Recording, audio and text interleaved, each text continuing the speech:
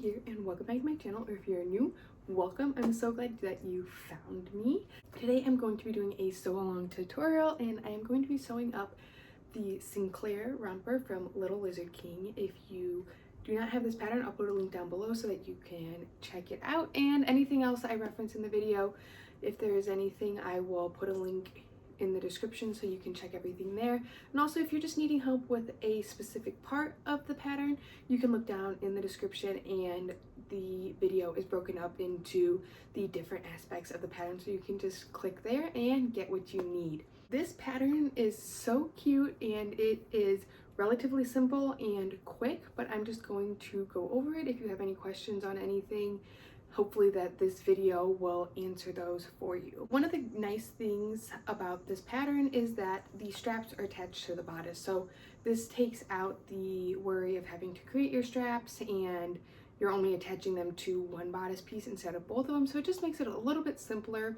If you are a beginner sewist, this is a great pattern to jump into, and that's why I'm here, to hopefully make it a little bit easier if you are getting stuck.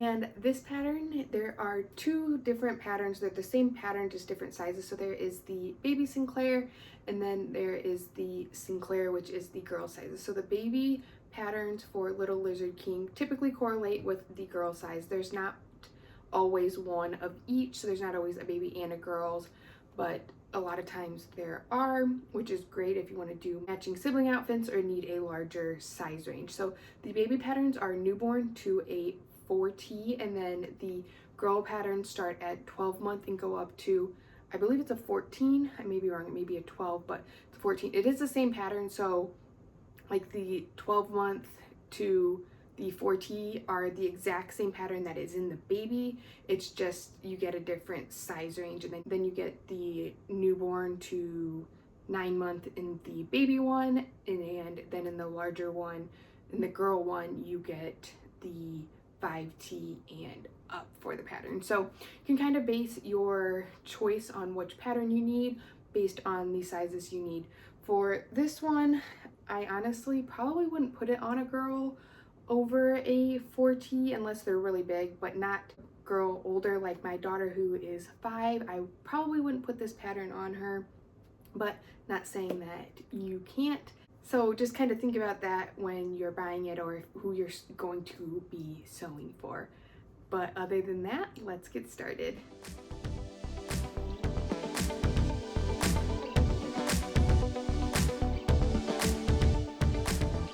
To get started, we are going to just go over the pieces that you will need. So you will have your front and back bottoms, and really the way you can tell a difference is the leg part. The bottom part kind of comes out and the front has a inward curve, as this one is outer.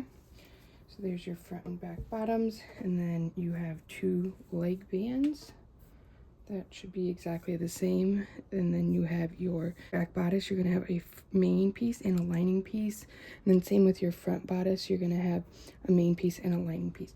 Now you can use the same fabric you want for your lining, but you don't have to. I am using a just plain white double brush poly. I prefer to use different fabrics in my lining for the most part if I'm using like a print or something, because it's cheaper and preserves my nicer fabric. So like in this distance, plain white fabric was like half the price of this one, so I am just using the white. I try to just kind of match the fabric to the background color of my print. Now if you have a lot of extra or it doesn't bother you, you can use the same fabric, but it's not going to really give you any different results. The only thing you want to make sure if you're using a different fabric is to just make sure that it is the same weight and same stretch percentage, because if you have something that is different, you might get some weird pooling and it's not going to lay very nicely. So here I am using a rib knit from Raspberry Creek.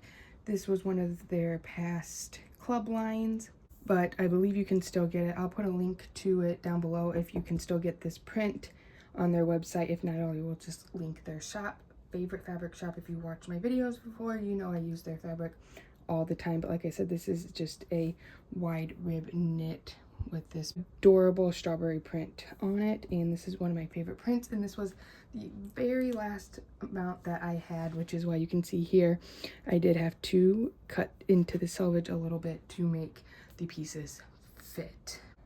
But we are going to set our bottom pieces aside and our leg band pieces aside, and we're going to work on the bodice. We're going to first start on the front bodice. So I'm going to lay my main front bodice piece down here. Then I'm going to take my lining piece and put them right sides together. And they should be the exact same piece, so they should line up just about perfectly. We are going to match up the arm size here, this curve on both arms all the way around, matching up that raw edge. And then we are also going to do the neckline here, so match that up.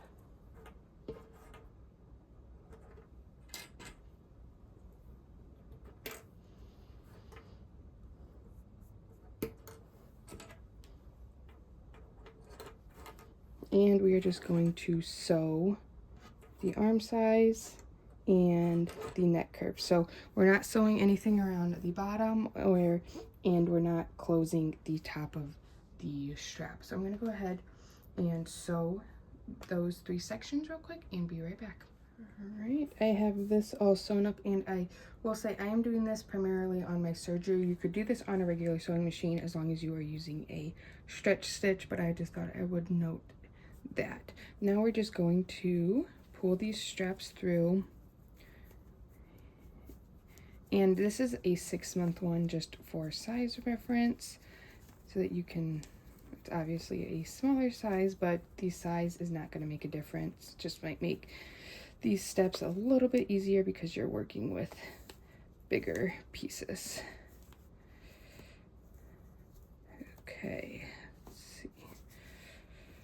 So now we have our straps out and our front bodice here. Now we're going to take our back bodice pieces, and there was a mark on the pattern piece, so if you did not transfer that over, make sure you go and get that, and that is your strap placement. I think it's a, if I remember correctly, just a little notch on there. And so you can see here I marked that. And so what we're going to do is we're going to take our main fabric, and you want your main fabric touching your main fabric, and your lining is going to touch your lining. So this one is going to go on top of my straps, and I just made a little dot, so I'm just going to center that on top of my straps and pin that on there. Now you can go ahead and you can baste this on so that it doesn't shuffle. You don't have to baste it. I'm not going to. I'm comfortable enough that I don't need it basted, but if you aren't super comfortable, you're worried about your straps moving around, then go ahead and just baste those straps on there. And now what we're going to do is we're going to take the back lining, and we're going to, with the right side facing up, we're going to just slide this on top of here. And I don't have any markings on that one because you only really need markings on one piece, because then we're just going to line the lining piece up with our main piece. And then I'm just going to, since I didn't baste, slide my pins, open up my clips and slide them over to pull in all 3 pieces, and then I will add another one. And now we're just going to go and we're going to sew right across this top back piece. If you didn't baste your straps, make sure that you are catching your straps and they are laying flat and not shifting. If you're using a directional fabric, which means your print has a certain direction that needs to face, like if you flipped it, it would be upside down. Make sure that when you flip this back piece, your print is facing down, so that then if you were looking at your back, that the print is the right direction. This one is non-directional or tossed print, which means the strawberries are going in all different directions, so it doesn't matter which way is up and down. But if it is directional, the last thing you want is to end up working and getting your project done and then looking at it and finding out that something is upside down. So I'm going to go sew this and be right back. I got this sewn, and here you can see it from the back, and now we're just going to flip this open right here, you can see, and then we're going to flip it the lining up so that the right sides of both are facing up. So you can see my lining here and then my main fabric here. And now what we're going to do is we are going to kind of do the same thing with this front piece. We're going to pull the main piece down and we're going to match up the sides of our bodice, the front and back. So we want the main pieces touching the main. So if you have like your main and then your lining touching right sides together, that means that you put them on backwards or it got twisted around. So double check that, but you're going to line up the raw edges along here and then match up your seams. I like to nest my seams, which means that one seam is going to go towards the lining and the other seam is going to go towards the main, and then that way it also kind of makes a little notch that they kind of catch on each other, so that then when you sew them, that seam stays nice and lined up. But then I'm just going to go and line up my lining edges here, and we'll do the same thing on this side. So match up those center seams. Now when you're nesting your seams on this side, you want to do them in the same direction. So this one, my main fabric is facing that way, so I want my main fabric seam to go that way. Otherwise, it's not a huge deal, especially on something like this, but like on a more fitted garment, you might see some twisting and pulling in that seam allowance when you have it on, if your seams aren't nested the same on both sides of them. So now we're just going to sew down each side here. So I'm going to go do that and I will be right back, and then we will be done with our bodice at that point. All right, I have those side seams sewn up. Now you're just going to fold it down and I'm going to flip it right side out. And so you can see here where my seams line up nicely. And now if you wanted to, you could top stitch around the neckline and the arm side if you wanted to. I typically don't do that. I find that these are fine without it. And I don't really like top stitching knits if I don't have to, because my machine doesn't do it very well, so I avoid it if possible, but that's always an option. So now we're going to set our bodice aside and we are going to take out our front and back leg pieces. So I'm going to lay, it doesn't really matter which one you lay down first. I'm going to lay one down. This is my back piece with the right side facing up, and then I'm going to take the other piece, which for me is my front piece, and I'm going to line up my sides here with the right side facing down. So I have right sides together and I'm just lining up this outside curve here. And so you probably noticed on the front there's this little straight notch right here. You're probably wondering what that's for. That is going to be your seam allowance. So I will show you here in just a second. We're going to pin down this side along this curve, and then what you're going to do when you sew, so this is your seam allowance, and so when you sew you're going to come down here and the edge of your stitching is going to end up right here at this corner, so that then when you are using the garment, this edge is going to line up nicely and then continue into that curve. So usually when you see a little notch like that off of a curve is usually when it is. It's just to kind of continue the seam allowance to where it needs to be so that everything lines up once it's sewn.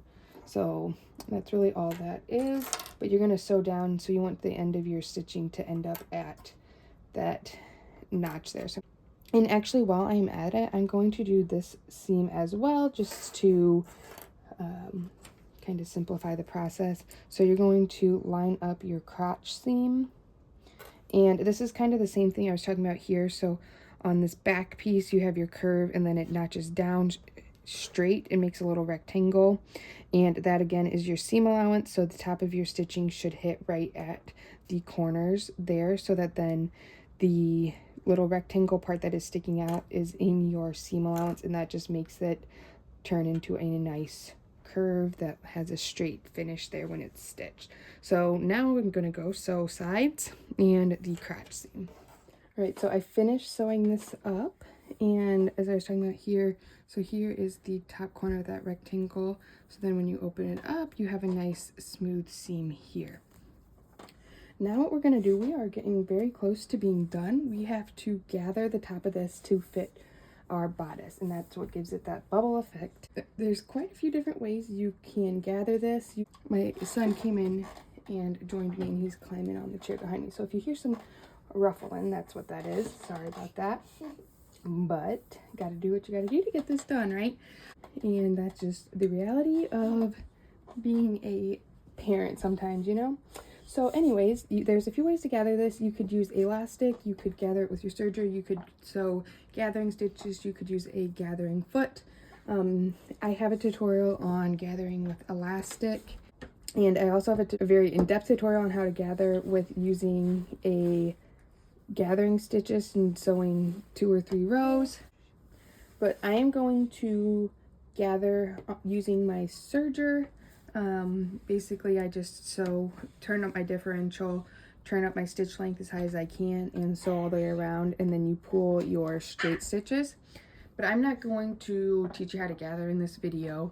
And there's so many different methods, but like I said, I will link the videos I have down below for gathering so that you can check those out and kind of pick your preferred method. Everybody has different methods, everybody has different ways that they prefer, so I'm going to leave that part up to you, but I will put my gathering stitches in, and then I'll show you how I do it with the serger just briefly here. So I'm going to go sew this up and put my gathering stitches in and be right back. Actually, one thing before I put my gathering stitches in, I like to mark my center points, and I like to do it with a marker, because when you do a notch or something like that, it can really get lost in your stitches, especially if you're doing a serger, because the serger will pinch those in. So I'm just going to use a marker so that then I can find it. And then I'm going to just do the same with my bodice. I'm going to do it on the front piece because that's really what matters, the main piece, sorry, not the front. I'm going to do it on the front and back, and then I have my other quarter points of my seams that I'll match up. So I'm going to go ahead and now put in my gathering stitches and be back. Alright, so you can see here where I sewed this, and it has brought my waistline in a little bit, but typically when you gather with the serger, it's not gathered enough. So you can see how it did gather a little bit, and that was just from turning up my differential. But what you're going to do is you're just going to, at the end of your stitching, you want to make sure you don't overlap them, but you're going to pull out your threads from your needles, so which are the ones that do the straight stitches, and you're going to pull those out. There we go. And then when you have those are then your tails that you're going to use to gather, just like you would if you sewed your basting stitches. And then you just pull those, and it'll gather your fabric, and you can gather it to the size you need.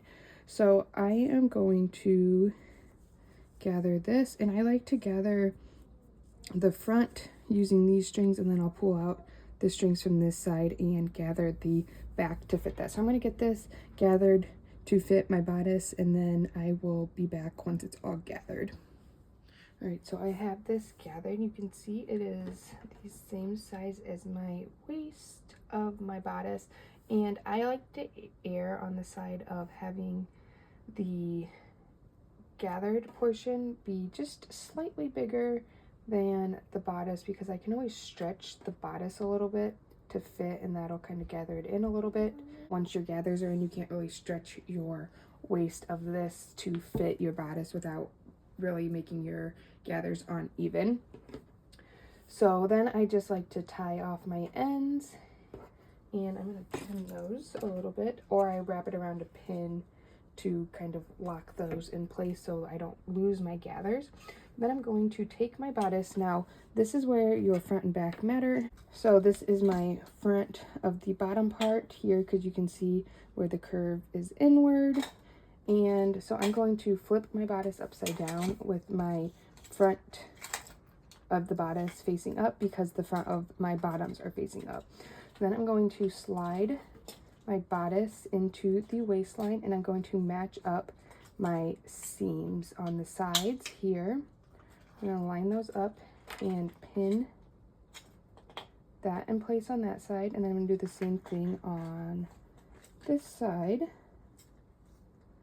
And you want to make sure that your lining and your main fabric of your bodice stay lined up as well. And then I'm going to kind of flatten that out and find my center point I made on my bottoms and the center point on my top. And here I prefer to use a pin when I'm gathering, because then if I need to make adjustments and things, it's easier and it holds it in place more, where with the clip your fabric can shift through it, but the pin really locks it in place. So I'm going to match up the front and back, the center points here. Now is where I will focus on evening out my gathers and just making sure they lay nicely and that they're all even throughout. And then once I have them nice and even, so like you can see here, this side is fitting much tighter than this side because I have more gathers over there. So I'm going to shift my gathers here, and then this is where the pin is nice. The gathers will go through your pin as long as you don't pin your pin doesn't go through the threads on accident. So then there, that's laying much nicer, and this side is laying much nicer as well. So now that these gathers are even, and so once you get your gathers nice and even, what you're going to do is you want to baste them on first, especially if you're using the serge method. You want to baste them because when you go in with your serger, if you clip your threads, you're going to lose your serging, and that's kind of the same with basting, but it's not as easy to do as with the serged edge. So baste it on, and then once you baste it on, check your gathers, open it up, make sure they look nice. If they don't look nice, take that basting stitch out, readjust your gathers, and keep doing that until your gathers look perfect. If you've watched any of my videos before with gathering, you will know I will say perfect gathers take time. People will always complain about their gathers not looking good, trying to figure it out, but it's because they rush it. They don't do all of the steps. They don't check it. They just gather it, hook it on, and sew it up.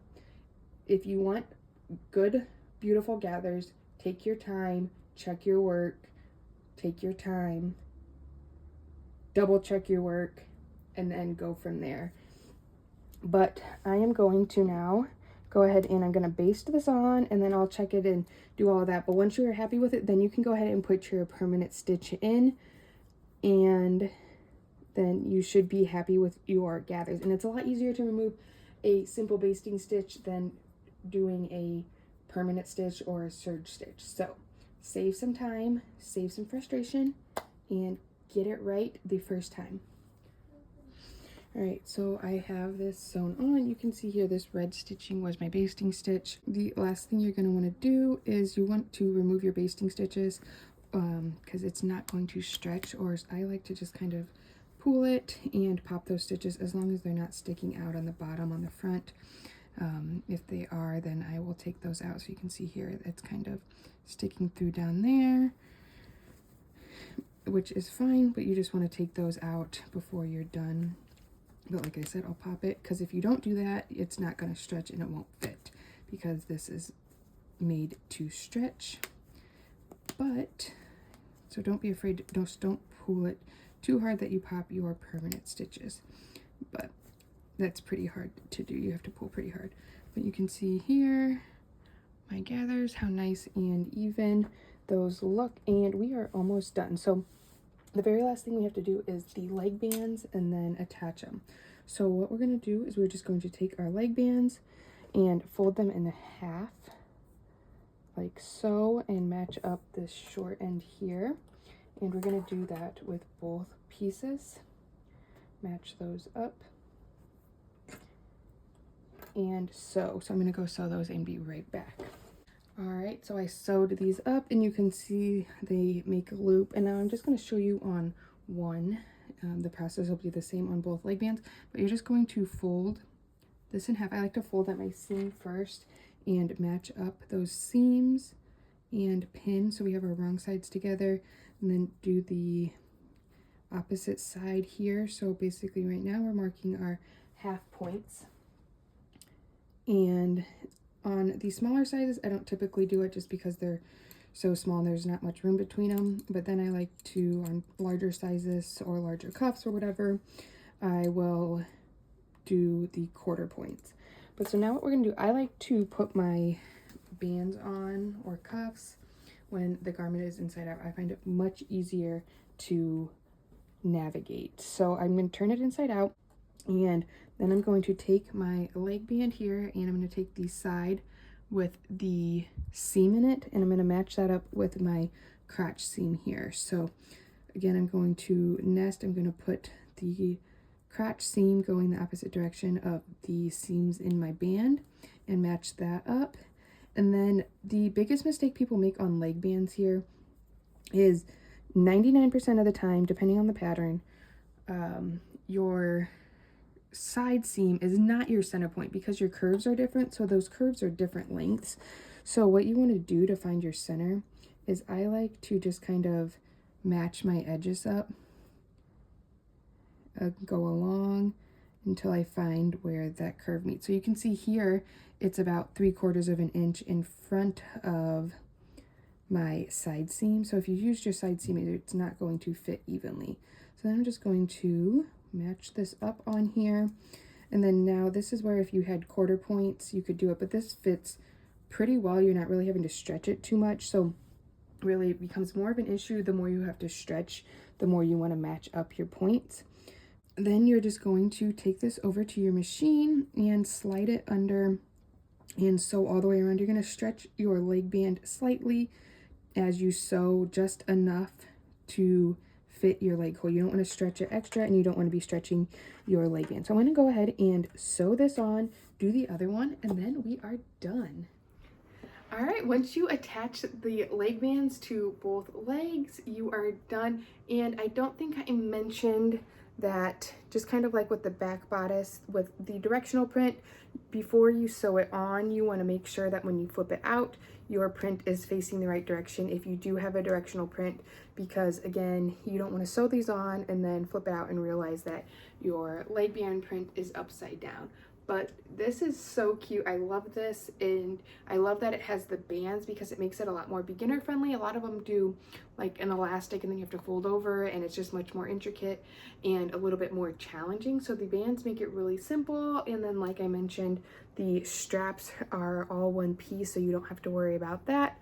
And just overall, this is a quick, simple-ish pattern that has an adorable outcome. And I haven't tried this on my daughter yet, but I can't wait to get it on her. We're going to use it for her 6-month pictures. If I grab those before I get this video up, I will pop a picture up. I can't guarantee that I have it, but if it's up there, then you can see it. If not, follow me on Instagram. It's at Sewbexx. It's Sewbexx, and I will for sure post pictures there, and you can find them there, and I will link it down below as well.